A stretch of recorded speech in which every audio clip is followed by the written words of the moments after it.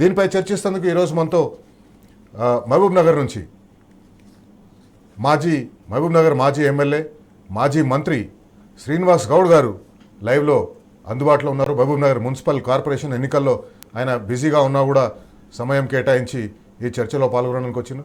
అట్లాగే రాజకీయ విశ్లేషకులు కమ్యూనిస్ట్ ఫ్యామిలీ నుంచి వచ్చి, ఇంతకుముందు మనం కమ్యూనిస్టుల గురించి మాట్లాడుకున్నాం, ఒక కమ్యూనిస్ట్ ఫ్యామిలీ నుంచి వచ్చిన నర్రా విజయ్ కుమార్ మనతో లైవ్లో ఉన్నారు. వెల్కమ్ సార్ నర్రా విజయ్ కుమార్ గారు. ముందు మీతో మొదలు పెడదాం. మహబూబ్ నగర్ మున్సిపల్ కార్పొరేషన్, నేను కూడా మహబూబ్ నగరే, నాది కూడా మహబూబ్ నగరే.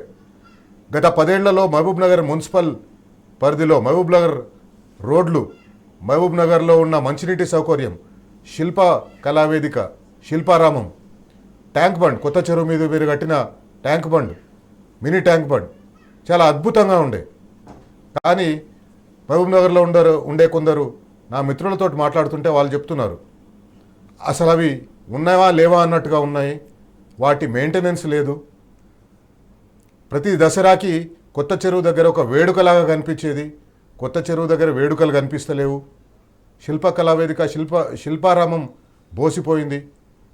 వీధులు పెద్ద వెడల్పు వీధులు అయిపోయినాయి, కానీ ఆ వీధిలో లైట్లు లేవు, మెయింటెనెన్స్ లేదు అని ప్రజలు వీటన్నిటినీ నిలదీయడానికి సిద్ధంగా ఉన్నారా? రాష్ట్ర వ్యాప్తంగా, కేవలం మహబూబ్ నగర్లో ఒకటే కాదు, రాష్ట్ర వ్యాప్తంగా అనేక హామీలు మున్సిపాలిటీలకు, మున్సిపల్ కార్పొరేషన్లకు వీళ్ళు అసెంబ్లీ ఎన్నికల టైంలో ఇచ్చిండ్రు. ఏ ఒక్క హామీ అయినా అమలైందా?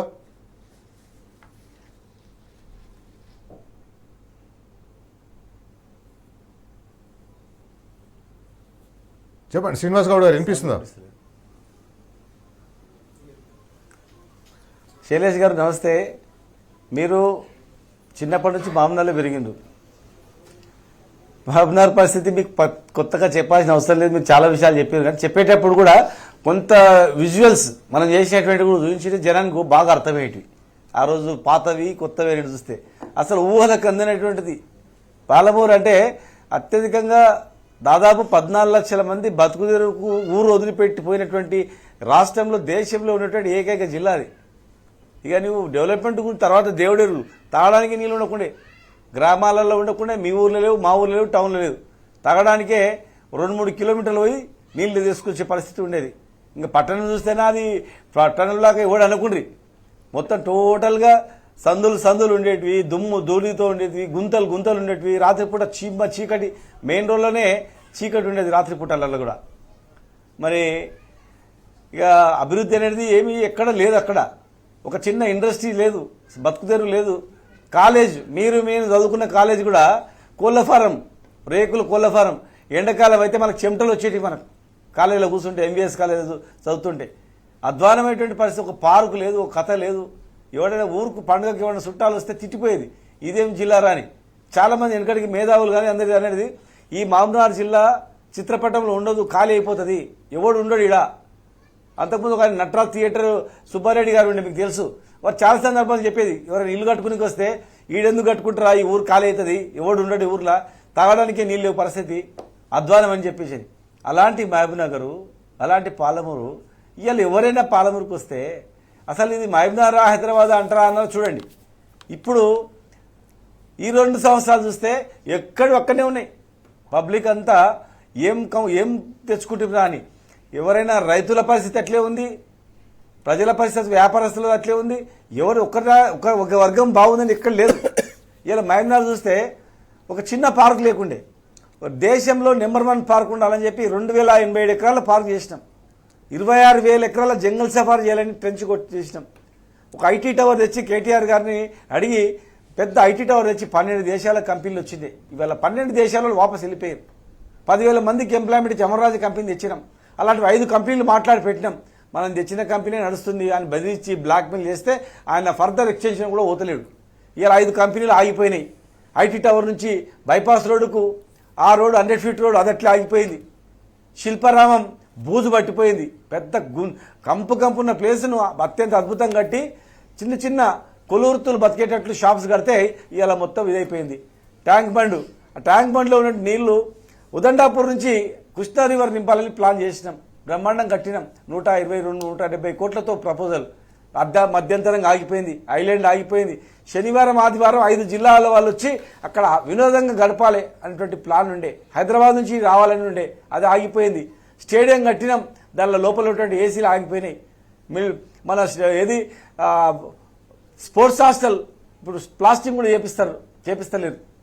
సింథటిక్ ట్రాక్ ఆగిపోయింది. మార్కెట్లు కట్టినాం బ్రహ్మాండంగా, 3 మార్కెట్లు కడితే ఎక్కడివక్కడిని మార్కెట్లు ఆగిపోయినాయి. ఒక మార్కెట్లనంట, మార్కెట్లో స్లాబ్ వరకు వచ్చింది, ఆ మార్కెట్లో లైబ్రరీ కడతారంట. నువ్వు మార్కెట్ డిజైన్ వేరు, లైబ్రరీ ఎట్లా కడతారంటే పిల్లలు చదువుకోద్దా అని అన్నారు అనమాట. చదువుకోవడానికి మార్కెట్లో స్టడీ ఏం చెప్తారు ఏం చెప్పినాం అంటే లైబ్రరీ కట్టుకోవడానికి జాగా లేనట్టుగా. మన మన్నెంకొండ రోప్వే పని ఆగిపోయింది, జాగలేనట్లుగా. మన్నెంకొండలో ఇంత యాదాద్రి తర్వాత మనకు తెలంగాణ తిరుపతి అని తెలుసు, ఎక్కడ లేనిది ఫస్ట్ రోప్వే పెడితే కాంట్రాక్టర్ వచ్చి పని చేసిండు. వీళ్ళు వచ్చే వరకే ఆయన బెదిరించి పర్సెంటేజ్ అడిగారు వరకే 20% యాడ్ తెచ్చిద్దరా బాబు అని చెప్పి పత్తా లేకుండా వెళ్ళిపోయాడు. ఫంక్షన్ హాల్ పని స్లాబ్ వరకు వచ్చింది, ఆగిపోయింది. అక్కడ హోటల్ మొత్తం టూరిజం హరిత హోటల్ 2 స్లాబ్లు వేసినాం, అట్లే ఆగిపోయింది. పైన 100 రూలు ఆగిపోయింది. 120 కోట్లతో మైనార్టీ స్కూల్ స్లాబ్ల వరకు వచ్చింది, పని ఆగిపోయింది. 6 స్కూళ్ళు 6 కాలేజీలు, బీసీ ఎస్సీ ఎస్టీ గురుకులాల పనులు ఆగిపోయినాయి. ఇక చెప్పుకుంటూ పోతే చాలా ఉంది. మనం చేసినటువంటి అభివృద్ధి అనేది ఆడికాడికి తొందరపడి అది కంప్లీట్ చేసినందుకు బైపాస్లు కంప్లీట్ అయినాయి. లైట్లు కూడా వేసినందుకు అయిపోయింది. ఉన్న లైట్లు వేసేటోళ్ళు లేరు, చెట్లకు నీళ్ళు పోసేటోళ్ళు లేడు. అధ్వానంగా ప్రభుత్వం అనేది అసలు ఉందా లేదన్నట్టు. బయటనేమో బోర్డులలో 1000 కోట్లు చెప్తున్నారన్నమాట. మేము లాస్ట్ గవర్నమెంట్ పోయేటప్పుడు 150 కోట్లు ఇచ్చిపోతే వాళ్ళు అదే పనులను తిప్పిర్రు. ఏ మున్సిపాలిటీకి ₹1 రాలేదని అసెంబ్లీనే చెప్పారు. ఒక్క మున్సిపాలిటీకి ₹1 ఇవ్వలేదు. వాళ్ళ కాంగ్రెస్ పార్టీ వాళ్ళు వాళ్ళ ఎన్నికల మేనిఫెస్టోలో కాంగ్రెస్ పార్టీ వాళ్ళు వాళ్ళ ఎన్నికల మేనిఫెస్టోలో మున్సిపల్ కార్పొరేషన్లకు మున్సిపాలిటీలకు నిధులు ఇచ్చి వాటిని అద్భుతంగా తీర్చిదిద్దుతామని చెప్పిండ్రు. ప్రతి బస్తీలో ఒక ఆధునిక సౌకర్యాలతో ఒక పబ్లిక్ స్కూల్ని ఏర్పాటు చేస్తామన్నారు. ఇట్లా అనేక వాగ్దానాలు చేసిన మున్సిపాలిటీలకు మున్సిపల్ కార్పొరేషన్ల కోసం, కానీ ఏ ఒక్క హామీ కూడా గ్రౌండ్ అయినట్టు కనిపిస్తలేదు. బరాబర్ అడుగుదాం. అసెంబ్లీ ఎన్నికలప్పుడు కార్పొరేషన్లకు మున్సిపాలిటీలకు కాంగ్రెస్ పార్టీ ఇచ్చిన హామీలు ఏమైనాయని బరాబర్ అడుగుదాం. బస్తీలలో ఆధునిక సౌకర్యాలతో పబ్లిక్ స్కూళ్ళు ఏర్పాటు చేస్తామన్నారు. ఆ స్కూళ్ళు ఒకటి కూడా ఇప్పటివరకు ప్రారంభం కాలేదు. ఈ స్కూళ్ళు ఏమైనా ఎప్పుడు ఇస్తారని మున్సిపల్ ఎన్నికల సందర్భంగా మీ ఇంటికి వస్తున్న కాంగ్రెస్ పార్టీ నాయకుల్ని, మీ ఊరికి వస్తున్న ముఖ్యమంత్రిని బరాబర్ అడుగుదాం. హైదరాబాద్ సహా అన్ని కార్పొరేషన్లో అన్ని పట్టణాల్లో 25,000 లీటర్ల మంచినీళ్లు నెలకు ఉచితంగా ఇస్తామన్నారు. ఎంతమందికి ఆ మంచినీళ్ళు వస్తున్నాయి? ఎంతమందికి 25,000 లీటర్ల ఉచితంగా మంచినీళ్ళు వస్తున్నాయి? బరాబర్ అడుగుదాం. ఎప్పుడు ఇస్తారని బరాబర్ అడుగుదాం.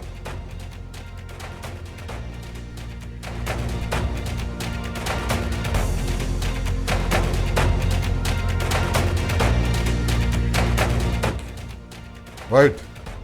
ఈ చర్చలో పాల్గొనడానికి మనతో పాటు నర్రా విజయ్ కుమార్ గారు ఉన్నారు. నర్రా విజయ్ కుమార్ గారు ఒక కమ్యూనిస్టు కుటుంబం నుంచి వచ్చిండ్రు. నిన్న ఒక కమ్యూనిస్టు అంటే సిపిఎం అయినా సిపిఐ అయినా కమ్యూనిస్టులే అంటారు కాబట్టి రావి నారాయణ రెడ్డి గారి అవార్డు ప్రదానోత్సవంలో ముఖ్యమంత్రి గారు మాట్లాడుకుంటూ కేసీఆర్ గారి మీద మళ్ళీ విషం జిమ్మిండ్రు. కేసీఆర్ గారి మీద ఏవో అబాండాలు వేసిండ్రు. ఆ సభలో కోదండరామ్ గారు కూడా ఉన్నారు. జస్టిస్ సుదర్శన్ రెడ్డి గారు ఆంధ్రప్రదేశ్ హైకోర్టులో జడ్జిగా పనిచేసిన ఆయన, ఆ తర్వాత సుప్రీంకోర్టులో కూడా జడ్జిగా పనిచేసిండ్రు. సుదర్శన్ రెడ్డి గారికి అవార్డు ఇచ్చిండ్రు. విజయ్ గారు, ఆ కమ్యూనిస్టులు పెట్టిన ఒక అవార్డుకి ఏ కమ్యూనిస్టులు అయితే భూములు దానం చేసిండ్రో ఆ కమ్యూనిస్టుల పేరు మీద పెట్టిన అవార్డు ఇస్తందుకోసం భూదాహంతో ఎక్కడ భూమి దొరికితే అక్కడ భూమిని తీసేసుకోవడం, గుంజేసుకోవడం, అమ్మేసుకోవడం, యూనివర్సిటీల భూములు కూడా వదలకుండా తీసేసుకోవడం, అమ్మేసుకునే ప్రయత్నం చేస్తున్న ఒక ముఖ్యమంత్రిని పిలిచి ఆ అవార్డు ఆయనతోటి ప్రదానం చేయించిన కమ్యూనిస్టులు ఏమంటారు? చూస్తే ఒక దురదృష్టకరమైనటువంటి సంఘటనలాగానే చూడాల్సినటువంటి అవసరం ఉంటుంది. రావినారాయణ రెడ్డి తెలంగాణ సాయుధ పోరాటానికి నాయకత్వం వహించి తెలంగాణ సాయుధ పోరాటం చేసినటువంటి పెద్ద మహానాయకుడు. కేసీఆర్ తెలంగాణ భౌగోళిక రాష్ట్ర సాధన కోసం ఆ మహానాయకుని దానికి ఎలాంటి తెలంగాణ ఉద్యమానికి, తెలంగాణ సాయుధ పోరాటానికి కావచ్చు, మలిదశ తెలంగాణ భౌగోళిక సాధనలో ఎలాంటి పాత్ర లేనటువంటి వ్యక్తి ఒక చీఫ్ జస్టిస్, ఒక జడ్జి, సుప్రీంకోర్టు రిటైర్డ్ జడ్జిగా ఉన్నటువంటి, హైకోర్టు చీఫ్ జస్టిస్గా ఉన్నటువంటి ఆయన సన్మాన కార్యక్రమంలో వీళ్ళిద్దరి గురించి మాట్లాడము రాష్ట్రానికి, ప్లస్ ఈయన రెడ్ హ్యాండెడ్గా దొరికి ఓటుకు నోటు కేసులో రెడ్ హ్యాండెడ్గా దొరికినటువంటి వ్యక్తి సీఎం అయ్యి కోర్టులో విచారణ ఎదుర్కొంటూ, నిందితుడిగా విచారణ ఎదుర్కొంటూ ఇలాంటి మహానుభావుల గురించి మాట్లాడడం అంటే ఆ స్టేజ్ మీద అత్యంత దురదృష్టకరమైన సంఘటన, హాస్యాస్పదంగా. మన కమ్యూనిస్టులది ఎంత దౌర్భాగ్య పరిస్థితి వచ్చిందంటే ఓటుకు నోటు కేసు నిందితుడికి ఒక సుప్రీంకోర్టు మాజీ జడ్జికి అవార్డు ఇప్పించింది. అవార్డు ఇప్పించారు. ఆ అవార్డు ఫంక్షన్లో ఆయన మాట్లాడిన మాటను కూడా ఆయన మాటను కూడా గౌరవించలే. హేట్ స్పీచ్ ఇవ్వద్దని ఆయన మాటని కనీసం గౌరవించలేదు. అంత జడ్జి అనే గౌరవం లేకుండా ఇటు రాజనారాయణ రెడ్డి అనే గౌరవం. ముఖ్యమంత్రి గారు వారం రోజుల పాటు హార్వర్డ్లో చదువుకొని వచ్చిండ్రు. సుదర్శన్ రెడ్డి గారు ఇంగ్లీష్లోనే మాట్లాడినారు ఈ విషయాన్ని మీరు చెప్తున్న ఈ విషయాన్ని ఇంగ్లీష్లోనే మాట్లాడారు. బహుశా నాకు అర్థమైందో కాలేదో, అందుకే అర్థం కాలేదు కాబట్టి ఆయన మాట్లాడింది అర్థం కాలేదు కాబట్టి ఈయన దూరంలో ఈయన మాట్లాడేది. సగం అర్థమై సగం అర్థం కాకుంటున్నది. ప్లస్ కనీసం ఆ విదేశాలకు పోయి వచ్చినటువంటి ఒక పాజిటివ్ వైబ్ కూడా ఆయనలో లేదు.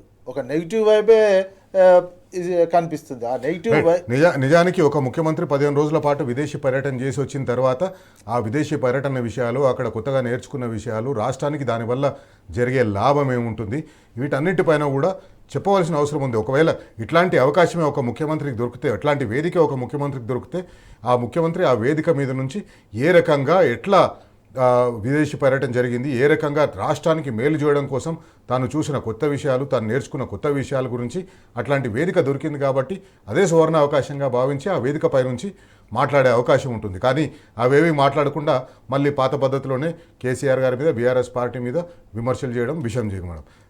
ఒక శ్రీనివాస్ గౌడ్ గారు, మీరు మహబూబ్ నగర్ విషయం కాకుండా రాష్ట్రం మొత్తం కూడా ఎట్లా ఉందనేది ఒకసారి మనం ఆలోచిస్తే, మహబూబ్ నగర్ ఈ స్కూళ్ళు, పబ్లిక్ స్కూళ్ళు, బస్తీలో ఆధునిక సౌకర్యాలతో పబ్లిక్ స్కూళ్ళు ఏర్పాటు చేస్తామన్నారు.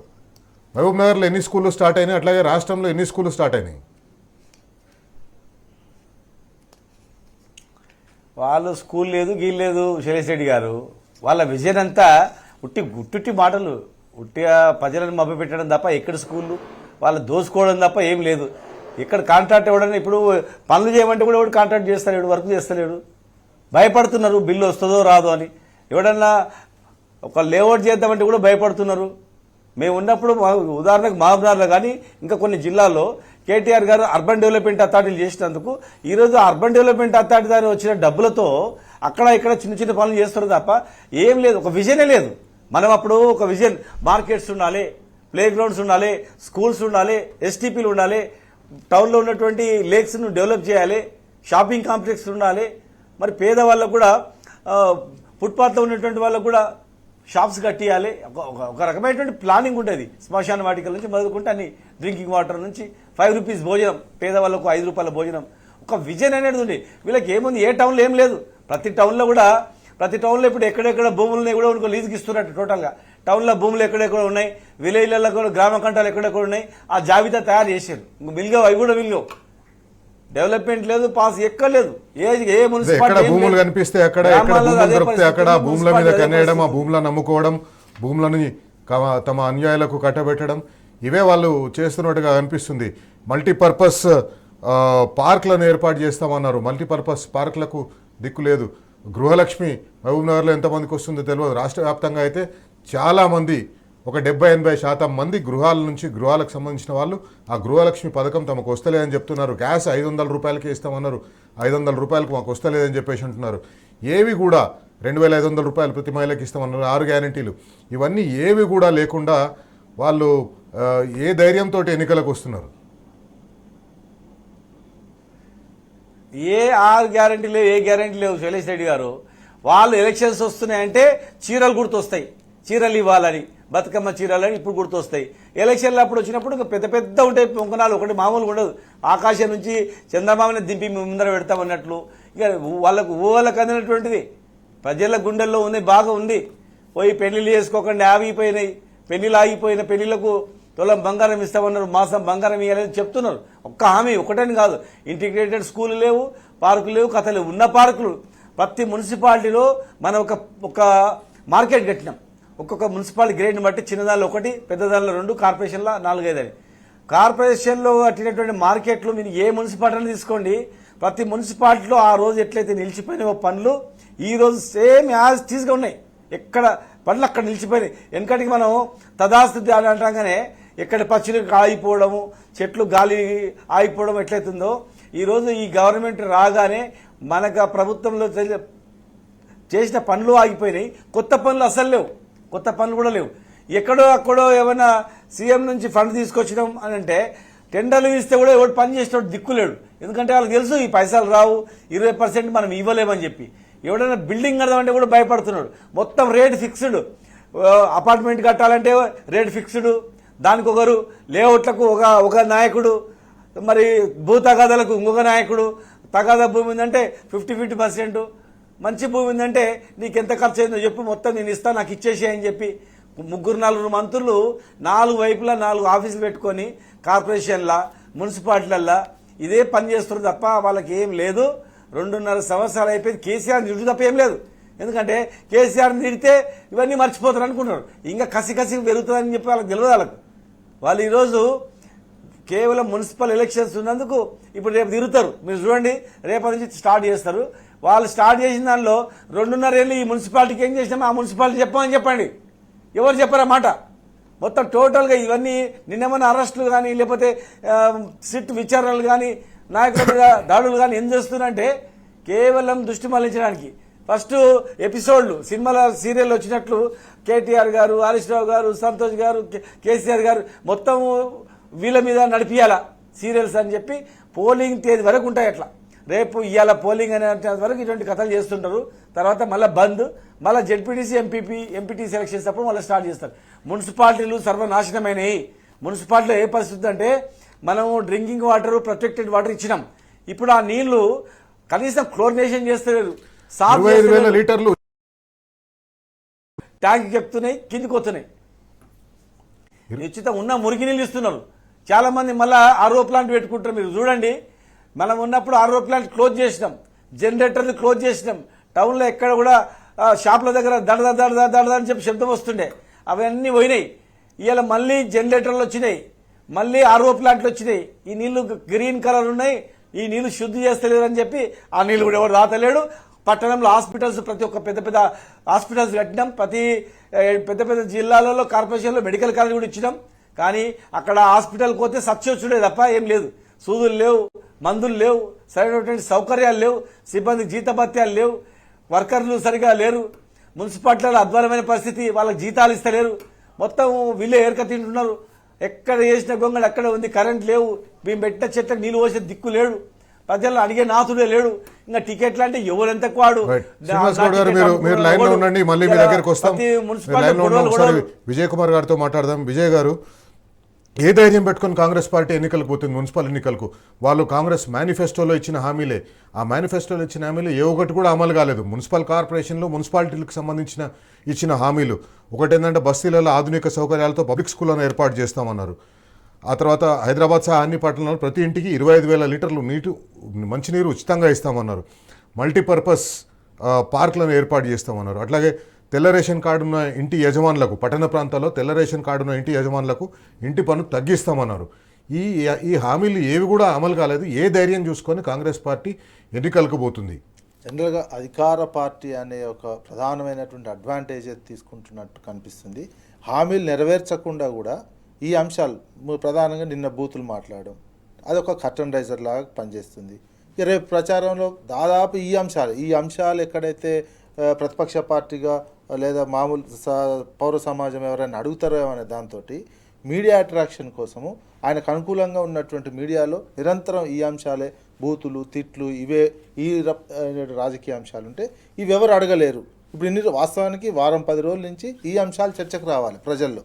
కానీ ఏమొస్తున్నాయి, వేరు రకరకాల అంశాలు, వేరే విచారణల పేరుతోటి, ఆ తర్వాత ఇప్పుడు వచ్చిన తర్వాత వెంటనే ఈరోజు మొత్తం ఆ మీడియాకు సంబంధించి బూతులకు సంబంధించినటువంటి అంశాలు, రేపటి నుంచి పోయే ప్రచారంలో కూడా ఇవే అంటారు. ప్లస్ ఇంకా అడ్వాంటేజ్ ఒకటి డబ్బు, తర్వాత ఎలక్షన్ కమిషను, తర్వాత పోలీసు, మిగతా అధికార యంత్రాంగము, ఏదన్నా ఉంటే ప్రెషర్స్ పెట్టడం, దెబ్బతాడు. ఇప్పుడు ఎగ్జాంపుల్ కోదాడలో ఒక సంఘటన జరిగింది విత్డ్రాకు సంబంధించినటువంటి.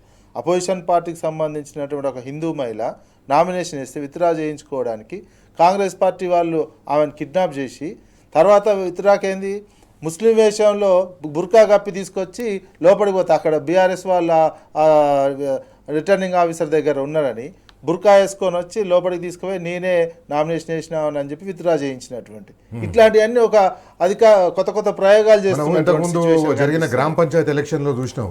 మీరు అన్నట్టు ఇదే డబ్బు, ఇదే అధికారం, ఇదే పోలీసులు, ఇదే అధికార యంత్రాంగం ఇవన్నీ పెట్టుకొని కూడా ముక్కుంటా మొలుక్కుంటా 60% సీట్లు కూడా కాంగ్రెస్ పార్టీ గెలవలేదు. భారత రాష్ట్ర సమితి 40% పైగా సీటు గెలిచింది. వాస్తవానికి లోకల్ ఎలక్షన్స్ అవి పార్టీ సింబల్ మీద జరిగే ఎలక్షన్స్ కాదు. అయినా కూడా భారత రాష్ట్ర సమితికి సంబంధించిన కార్యకర్తలు లేదా అక్కడ పోటీ చేసిన వాళ్ళు చాలా పెద్ద సంఖ్యలో గెలిచిండ్రు. అది వాస్తవానికి చెప్పాలంటే అధికారంలో ఉన్న పార్టీకి 60% సీట్లు గెలవడం అంటే అది అవమానమే. కరెక్ట్. అధికార పార్టీలో ఉన్నటువంటి వాళ్ళు 90-95 గెలిస్తేనే వాళ్ళకు అనుకూలమైనటువంటి వాతావరణం, సానుకూల వాతావరణం ఉన్నట్టు కనిపిస్తుంది. ఆ పరిస్థితి గ్రామ పంచాయతీలే లేదు. సేమ్ దాదాపు ఈ మున్సిపల్ ఎలక్షన్లో కూడా పట్టణ ప్రాంత ప్రజలు మరింత ఎక్కువ అవేర్నెస్ ఉన్నటువంటి వాళ్ళు, ఉద్యోగులే కావచ్చు, కరెంటు విషయాలే కావచ్చు, లోకల్గా ఉన్నటువంటి అంశాలే కావచ్చు, డ్రైనేజీకి సంబంధించినటువంటి అంశాలే కావచ్చు, వీధి లైట్లకు సంబంధించినటువంటి రోడ్ వెడల్పుకు సంబంధించినటువంటి అంశాలు, ఇచ్చినటువంటి హామీలు నెరవేర్చారు. వీళ్ళు ఇంకెక్కువ అవేర్నెస్తో ఉంటారు, ఇంకెక్కువ అసంతృప్తి ఎక్కువగా ఉంటుంది. ప్లస్ ప్రభుత్వ ఉద్యోగాలకు ఇస్తా అన్నటువంటి డిఏ ఇవ్వకపోవడం, ఆర్డీఏల వల్ల ఒక డిఏనే ఇచ్చి చేసినటువంటి ప్రయత్నం, ఇవన్నిటిని అబ్జర్వ్ చేసుకొని ఉంటారు. ఆల్రెడీ పబ్లిక్ డిసైడ్ చేసుకొని ఉంటారు ఈ అంశాలు. ఎందుకంటే అవి ప్రధానంగా ఎక్కువగా ఎక్కడ హైలైట్ అవుతాయి అని చెప్పి ఈ రకమైనటువంటి డైవర్షన్ కార్యక్రమాలు ఎక్కువ చేస్తున్నట్టు కనిపిస్తుంది. ఇది సేమ్ గ్రామ పంచాయతీలో వచ్చినటువంటి రిజల్ట్సే ఇట్లా కూడా ఈ రకమైనటువంటి పందా, ఈ రకమైనటువంటి విధానాలు, ఈ రకమైనటువంటి హేట్ స్పీచ్ తోటి పోతే ప్రజలు ఇంకా మధ్యతరగతి ప్రజలు ఎక్కువగా ఉండేటువంటి పట్టణాల్లో జీర్ణించుకోలేనటువంటి సిచ్యువేషన్ ఉంటుంది. ఈ రకమైనటువంటి భాషతోటి, ఈ రకమైనటువంటి దాంతోపాటు ఇది అబ్జర్వ్ చేసుకోవాల్సినటువంటి తెలంగాణ సమాజం కూడా గమనించాల్సినటువంటి అవసరం ఉంది. 2014కు ముందు పట్టణాలు ఎట్లా ఉండే మనవి, 2014 తర్వాత ఎట్లా తయారైంది అనేది కూడా చూసుకోవాల్సినటువంటి అవసరం ఉండే. అప్పుడు రోడ్లు లేకపోవడం, మున్సిపాలిటీలు కూడా ఇన్ని లేవు, కార్పొరేషన్లు ఇన్ని లేవు. తెలంగాణ ఏర్పడిన తర్వాత తెలంగాణ ఆత్మతో ఉన్నటువంటి అధికారం ఉన్న నాయకుడిగా వచ్చినటువంటి కేసీఆర్ మున్సిపాలిటీలను ఎక్కువగా ఏర్పాటు చేసుకోవడం, దానికి మౌలిక వసతులు, కొత్త కార్పొరేషన్లు ఏర్పడడం, మౌలిక వసతుల కోసం అమౌంట్ ఎక్కువ కేటాయించడం, రోడ్లు వేయడం, స్ట్రీట్ లైట్స్, రోడ్ల వైండింగ్, ప్రతి మున్సిపాలిటీలో రోడ్ల వైండింగ్ చేసి స్ట్రీట్ లైట్స్ చాలా అందంగా తీర్చిదిద్దినటువంటి. పట్టణ ప్రాంతాల ఓటర్లు బరాబర్ అడగాలి. మున్సిపల్ ఎన్నికల కోసం, అసెంబ్లీ ఎన్నికల సందర్భంగా మీరు ఇచ్చిన హామీలు ఏమయ్యానని తెలంగాణ ఓటర్లు, పట్టణ ప్రాంతాల ఓటర్లు బరాబర్ అడగాలి. శ్రీనివాస్ గౌడ్ గారు, పట్టణ ప్రాంతాలంటే కేవలం పట్టణ ప్రాంతాల్లో పుట్టి పెరిగిన వాళ్ళే కాదు, ఏర్పడ్డ తర్వాత గ్రామీణ ప్రాంతాల నుంచి చాలామంది పిల్లల చదువుల కోసమో లేదా చిన్న చిన్న వ్యాపారాల కోసమో, రోజువారీ వాళ్ళ ఉద్యోగం కోసమో లేదా ఇంత సంపాదన కోసమో పట్టణ ప్రాంతాల్లోకి వచ్చిన వాళ్ళు ఉన్నారు, పట్టణ ప్రాంతాల్లో స్థిరపడ్డ వాళ్ళు ఉన్నారు.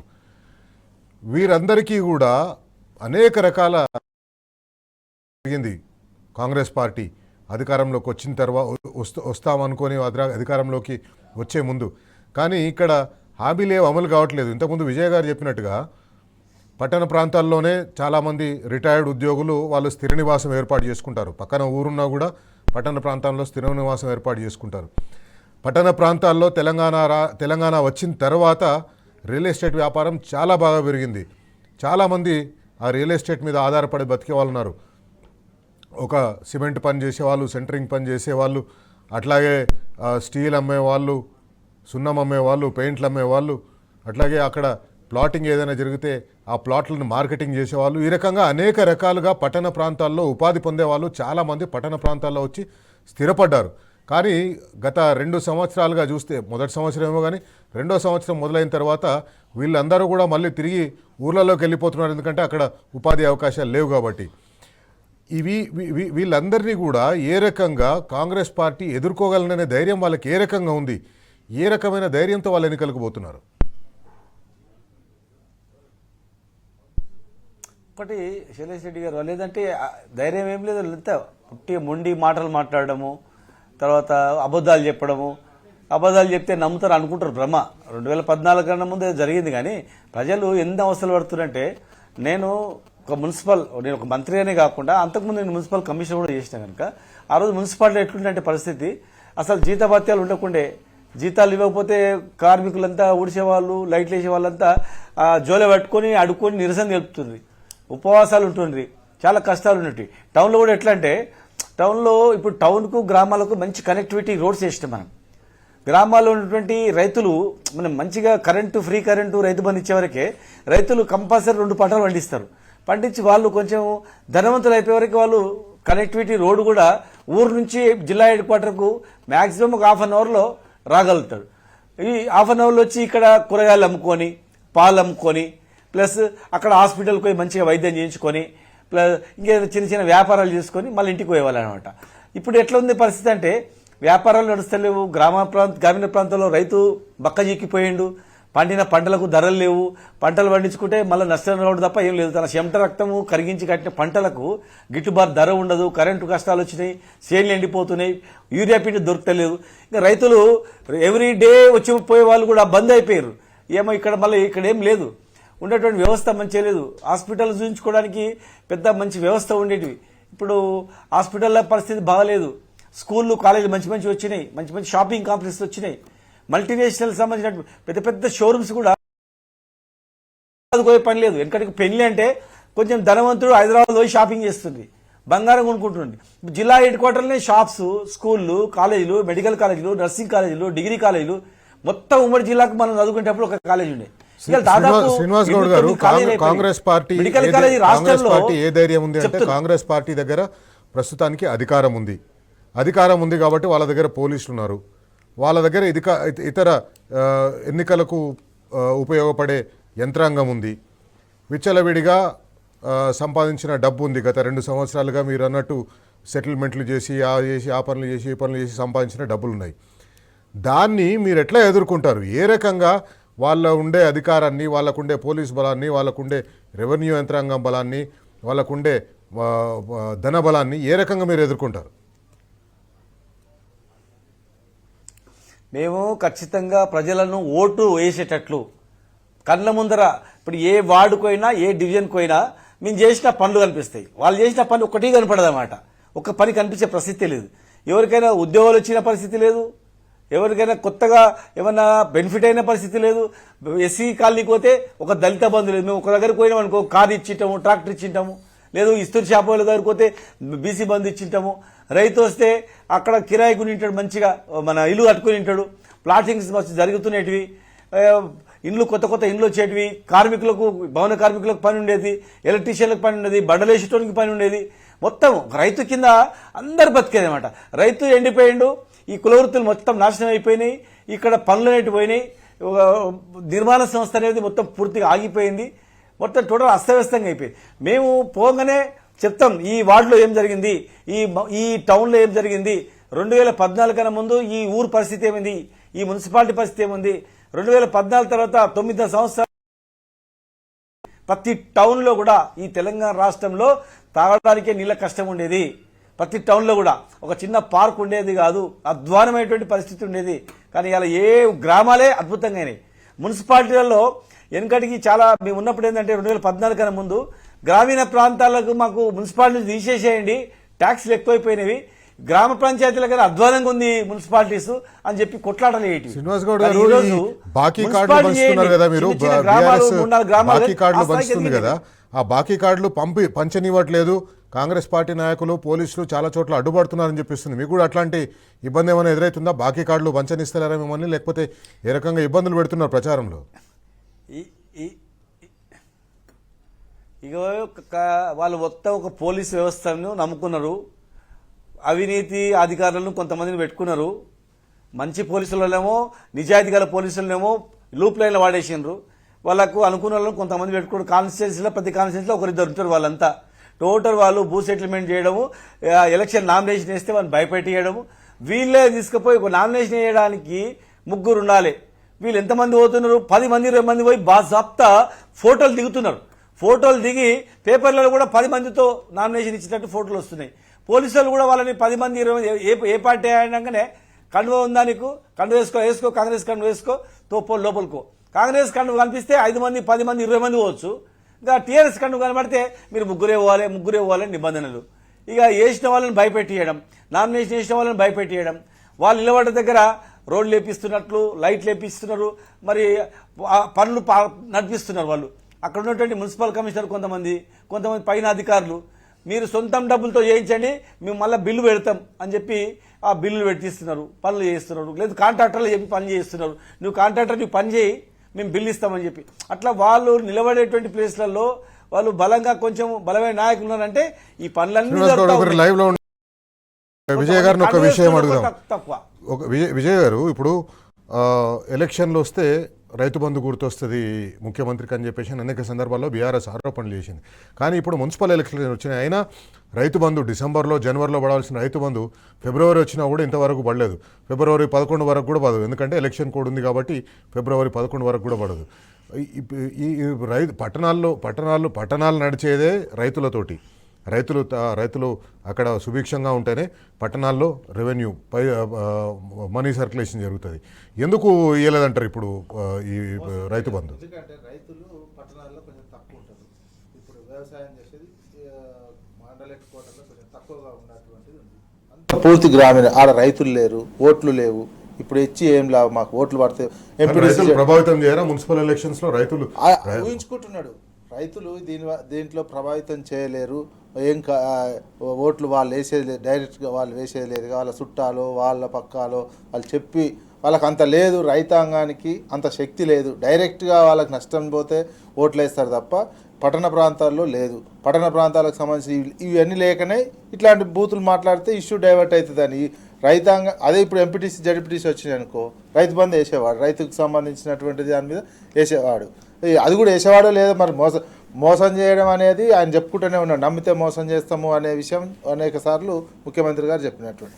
కేవలం అప్పటికప్పుడు అవకాశవాదంగా ఏది అవసరం ఉంటే అప్పుడు ఇంత డబ్బులు ఇచ్చి ఓట్లు వేయించుకునేటువంటి సిచ్యువేషన్లోకి రాష్ట్ర రాజకీయ వ్యవస్థను పరిపాలన వ్యవస్థను తీసుకెళ్తున్నారే తప్ప ఒక క్రమబద్ధమైనటువంటి పరిపాలన చేసి ప్రజలను మెప్పించి ఓట్లు అడుగుదామనేటువంటి సిచ్యువేషను, ఆ రకమైనటువంటి విధానాలు ప్రస్తుత ప్రభుత్వ అధినేత అవలంబించట్లేడు. పూర్తిగా అధికార యంత్రాంగాన్ని, పోలీసుని, బూతులను, అదేవిధంగా చంద్రబాబుకు సంబంధించినటువంటి మీడియాను నమ్ముకొని మాత్రమే తెలంగాణలో రాజకీయం చేస్తున్నారు తప్ప మిగతా తెలంగాణ ప్రజల కోణంలో రాజకీయాలు చేసి పరిపాలన చేద్దామనే ఆలోచన నుంచి ఆయన తప్పుకున్నారు.